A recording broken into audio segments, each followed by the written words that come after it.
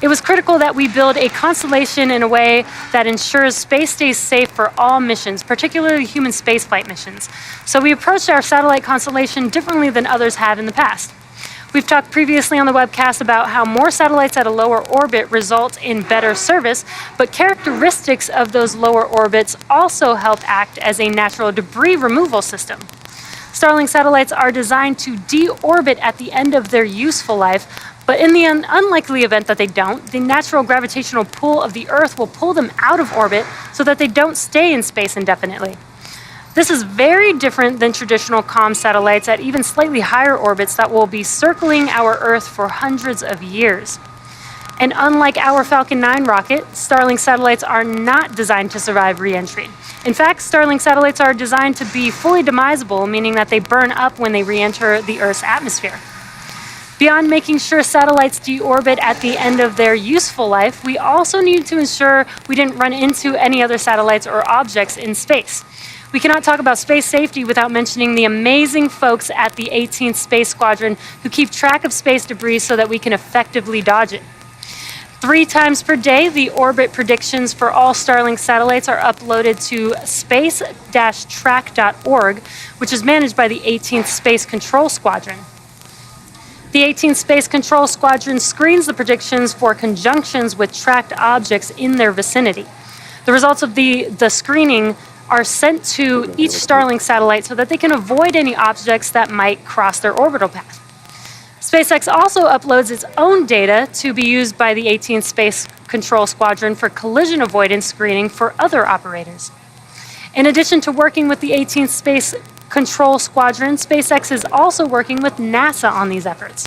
In March of 2021, Starlink and NASA signed a joint agreement to ensure deep levels of coordination, cooperation, and data sharing as it relates to space safety and collision avoidance. This agreement was signed after many months of SpaceX sharing all of the details of our satellite operations to ensure that NASA has a full understanding of our approach to space safety.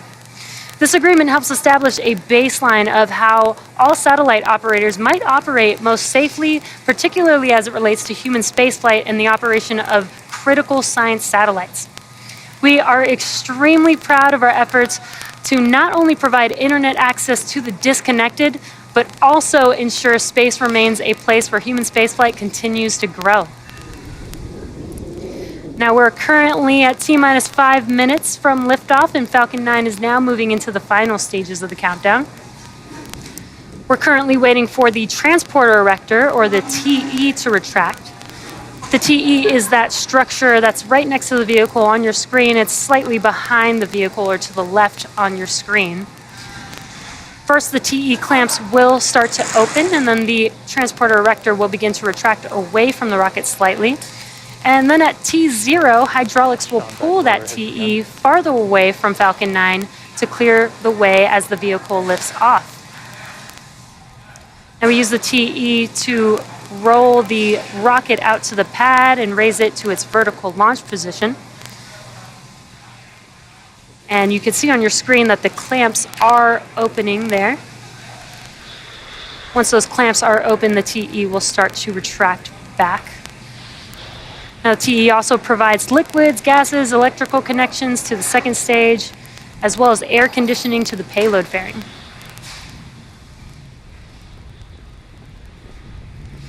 Now, it looks like those clamps are now complete opening up, so that transporter erector looks very, very slight, but you can kind of see it moving back on your screen. Now, the first and second stages are both nearly fully loaded with 1 million pounds of kerosene fuel and liquid oxygen. Super chilled liquid oxygen is our propellant oxidizer. When its temperature is increased, it turns from a liquid to a gas, which is why you see those white clouds around Falcon 9. And that's because that liquid oxygen is meeting that warmer, humid ambient air. First stage should finish prop loading at T-minus 3 minutes in a few seconds here, and then second stage at T-minus 2 minutes. And at T-minus 60 seconds, Falcon 9 will be in startup. Togo, bleed verification. And what startup means is that the rocket's autonomous internal flight computers have taken over the launch countdown. Complete. There's that call out. That LOX load is now complete on both first and second stage. Now just inside T-minus 2 seconds, we light the Merlin M1D engines, and we use TTEB, as I mentioned earlier, as our ignition fluid. Now when it mixes with the oxygen, it will burn a green-colored flame, and then we allow fuel into the thrust chamber, and the engine comes up to full power for liftoff at T0. The Starlink payload continues to be healthy, and the Falcon 9 team is tracking no issues on the rocket. Weather is still looking good for T0 today, and the range has cleared the surrounding ground, water, and airspace and are green for launch.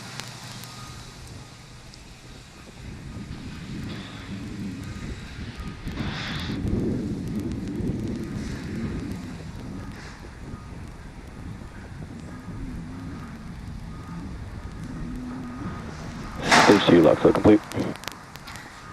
There's that call out. That LOX load is now complete. Now that LOX loading is complete, we will start to vent the LOX line on the transporter erector. So as I mentioned, those white clouds earlier, you're going to see a lot more of it here shortly. And there you can kind of see it on your left-hand side. And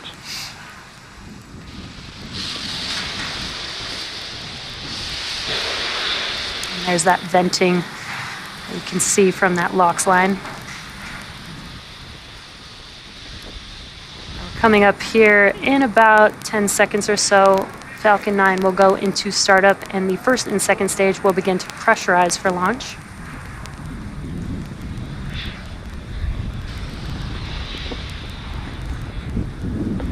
Falcon 9's in startup. There's that call out.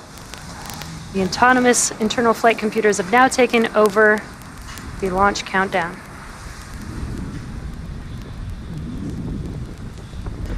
Stage 2 press for flight. Falcon 9, Starlink, LD is go for launch. And a great call out. We are go for launch here shortly, meaning all systems are ready for T0. T-minus 30 seconds. At T-minus 30 seconds, let's listen into the terminal count and watch as Falcon 9 takes our stack of Starlink satellites out into space. Stage 1 press for flight. T-minus 15 seconds. Falcon 9 is configured for flight.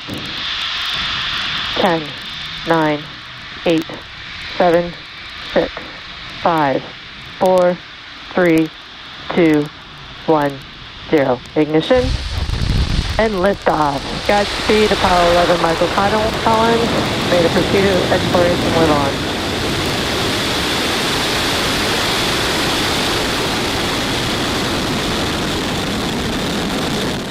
Vehicles pitching downrange. Stage 1 propulsion is nominal.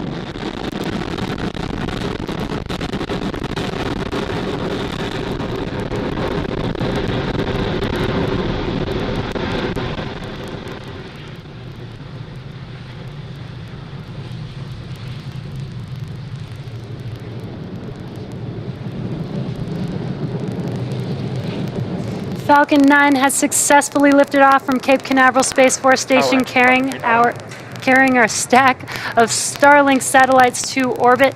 The next event coming up here shortly is Max Q. Max Q is the maximum aerodynamic pressure that the vehicle sees on ascent. So throttling down those engines helps us pass through that large structural load.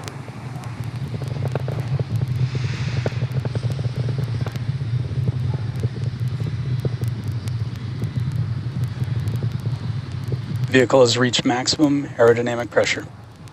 And there's that call out that we passed through Max Q. In about a minute, we'll have 3 events happening within seconds of each other. The first will be MECO, or main engine cutoff, followed by stage separation, and SES1, or second engine start 1.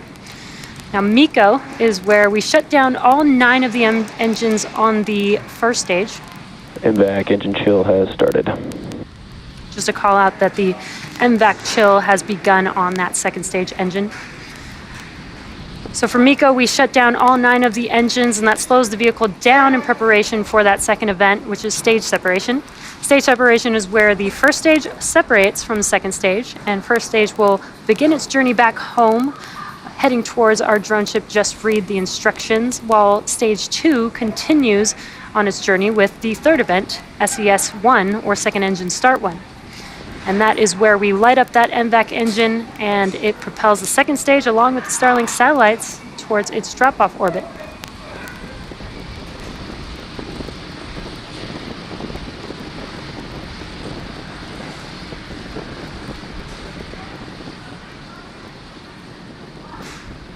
And Miko. Stage separation confirmed.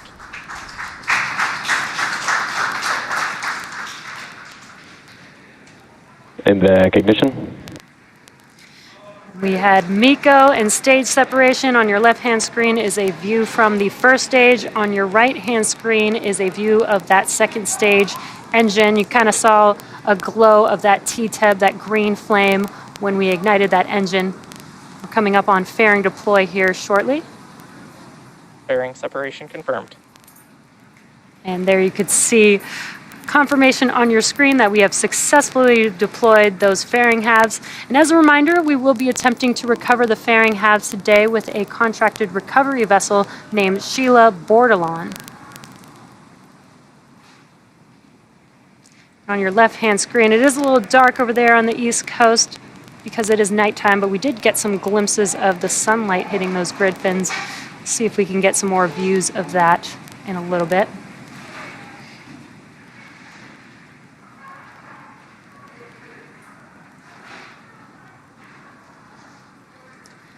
As stage 2 acquisition of signal, Bermuda. As stage 2 takes our Starlink satellites to their targeted drop-off orbit, stage 1 will make its way back to Earth by executing 2 burns. The first is the entry burn, and that's where we light up 3 of the 9 M1D engines. And this will help to slow the stage down as it re-enters back into the upper parts of the Earth's atmosphere. The second of those 2 burns for that first stage is called the landing burn.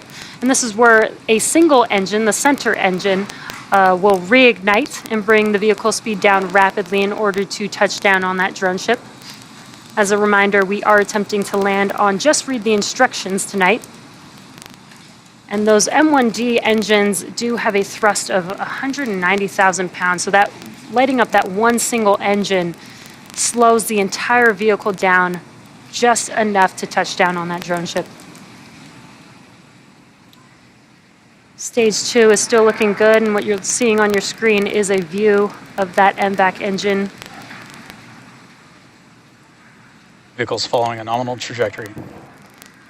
Now, if you're just catching up with us, we had a successful launch of Falcon 9 from Cape Canaveral Space Launch Complex 40, and you're looking at a live view of the Falcon 9 second stage as it is making its way to deliver our Starlink payload to orbit.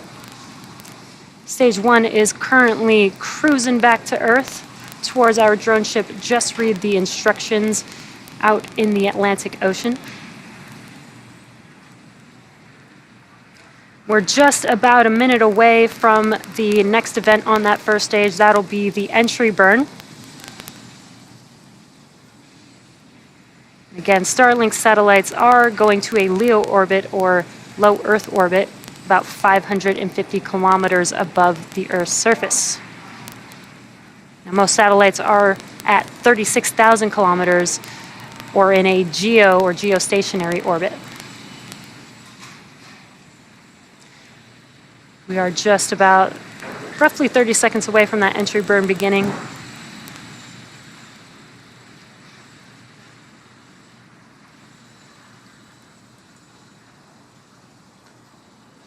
And on your left-hand screen, there is the first stage. It is a little dark. You can see some glimpses of the nitrogen gas burst that you see there. Stage 1, FTS is safe.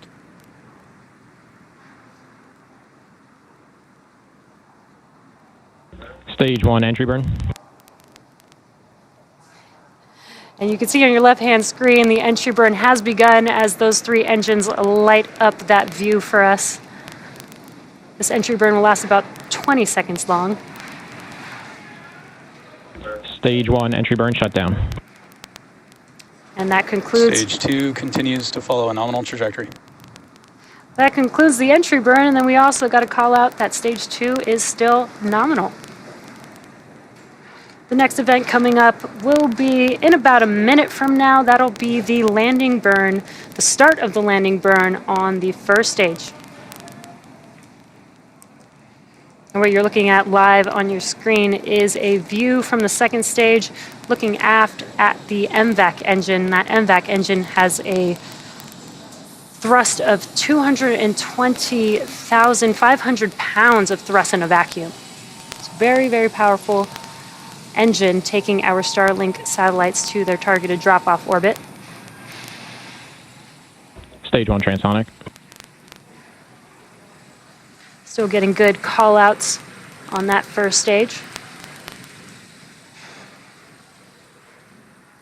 We're about 15 seconds or so away from that landing burn beginning on the first stage. Stage 2 still looking good. Stage 1 landing burn. The landing burn has begun. Let's watch and see if this Falcon 9 can land on our drone ship. Just read the instructions.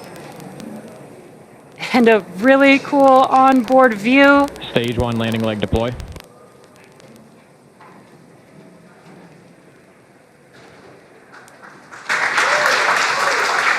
And there you Stage 1 can landing see the first stage Falcon 9 has landed for its 7th time. This marks our 81st successful recovery of an orbital class rocket, and again the 7th flight and 7th landing of this booster. And then we heard a good call out for SECO. That second engine cutoff. Nominal parking orbit insertion. And a good orbital Expected insertion. loss of signal, Cape. Now stage 2 is going to coast in this orbit for the next 35 minutes or so. So while that happens, we'll keep you posted on where we are in the coast phase. We'll see you back here at T plus 45 minutes for a second stage relay.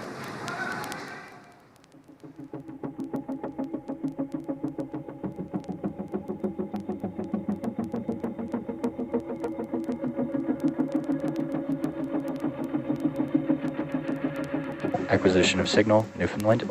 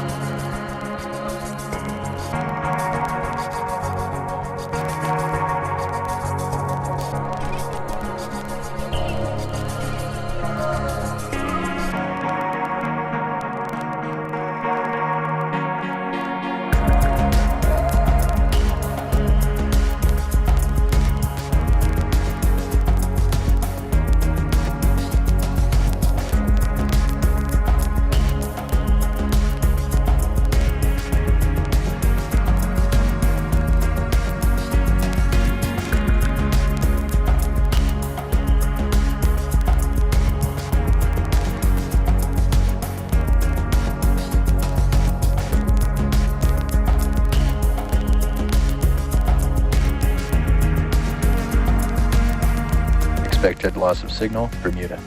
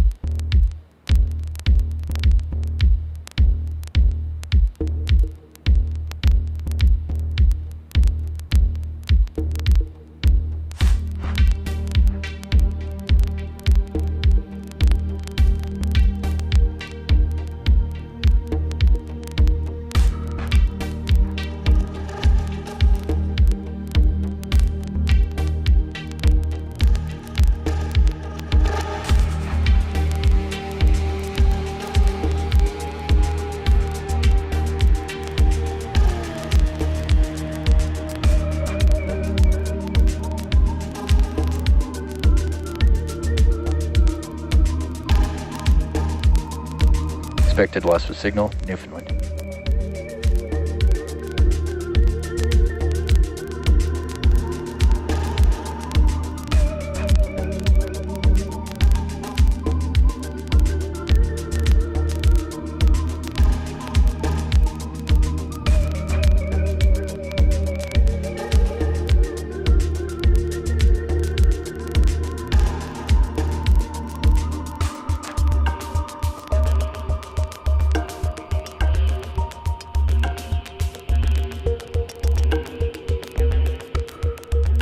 Acquisition of signal, Goon Hilly.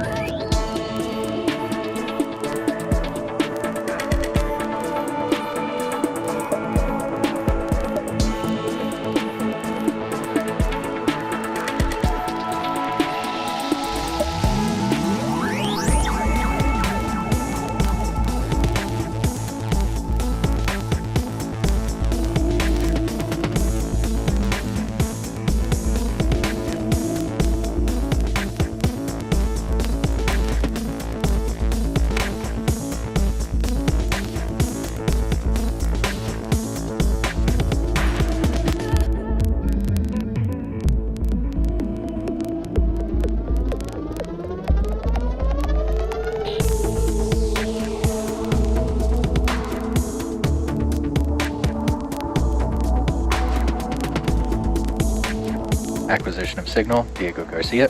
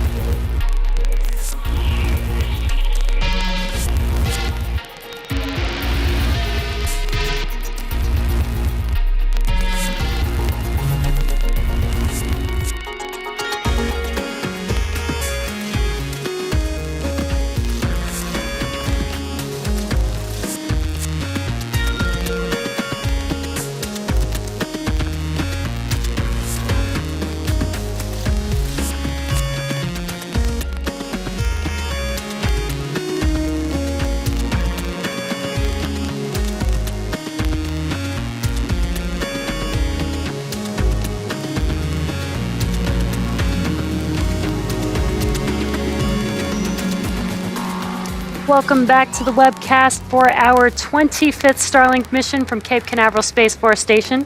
We had an on-time liftoff at 11:44 p.m. Eastern Time. We had a great stage separation with first stage making its way back to Earth, landing on our drone ship. Just read the instructions for its 7th flight and 7th landing for this particular booster, and our 81st landing of a orbital class rocket overall. Stage 2 completed the first of the 2 burns, and now we're coming up on the relight of the second stage engine once again for SES-2. This will be a very short burn. It's just 1 second long, but it gives us enough boost to get us to our targeted drop-off orbit. We should get a live view here.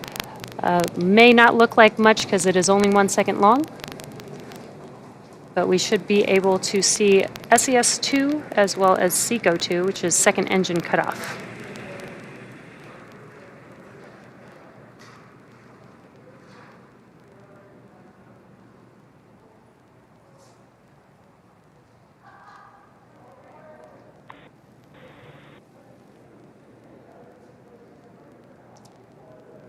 And there was SES-2 and SECO-2. As I mentioned, it was very quick, just 1 second.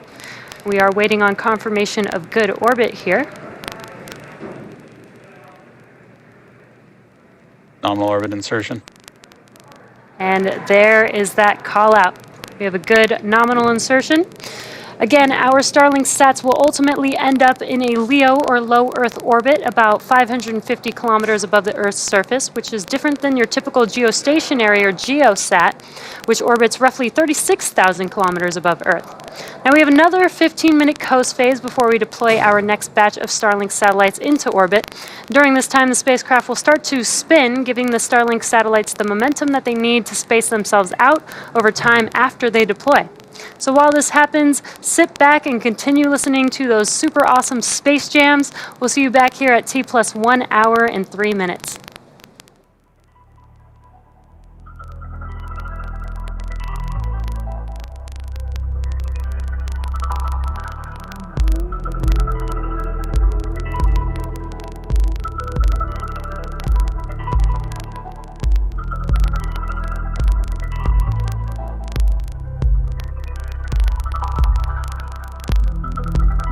Expected loss of signal, Diego Garcia.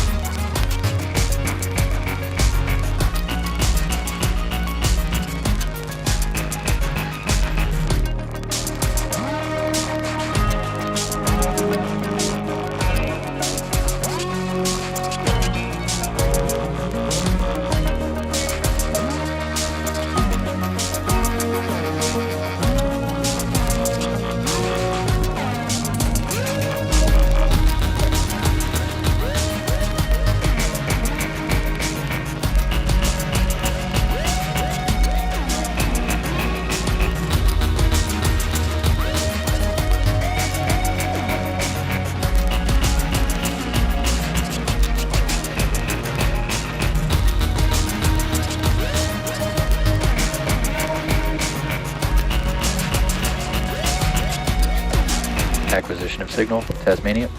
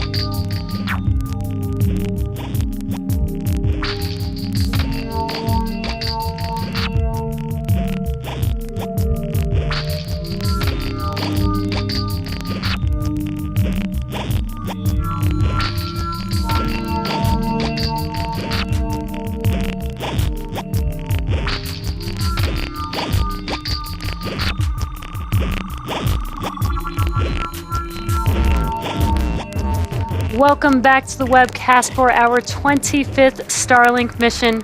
We had an on-time liftoff this evening at 11:44 p.m. Eastern Time. Our first stage booster had a successful 7th flight, as well as landed back on our drone ship. Just read the instructions for the 7th time, and that marks our 81st recovery overall. Stage 2 has already completed its 2 burns to enable reaching the targeted drop-off orbit, and now we're coming up on the deployment of our Starlink satellites. That should be coming up here in about 30 seconds or so, and we are hoping to get a live view of that deployment. As we pass over ground stations, sometimes we lose that live view, but hoping to get the live view right when we deploy the Starlink satellites.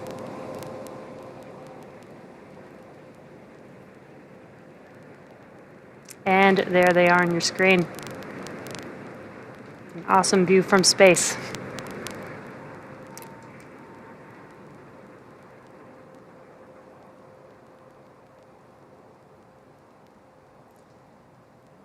You can also see how the second stage is spinning.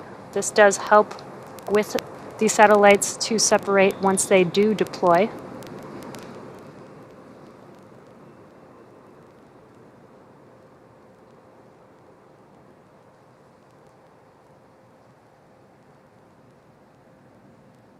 Starlink deploy confirmed.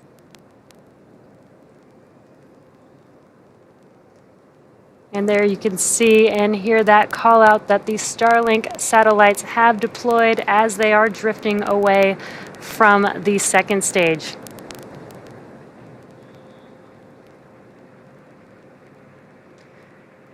Now you may notice a slightly different look of these sats on this mission, as some have been painted white for thermal reasons. This will not impact the satellite brightness since the painted face is facing away from the Earth. And just a reminder that this is their drop-off orbit, so shortly they will deploy their solar array, and over the next few days and weeks, they will distance themselves from each other and use their onboard ion thrusters to make their way to their operational orbit. And that brings our webcast to a close. Thank you to the Range and the FAA for supporting today's mission. If you're interested in Starlink service, head over to starlink.com and sign up. Thanks for joining us and have a wonderful night.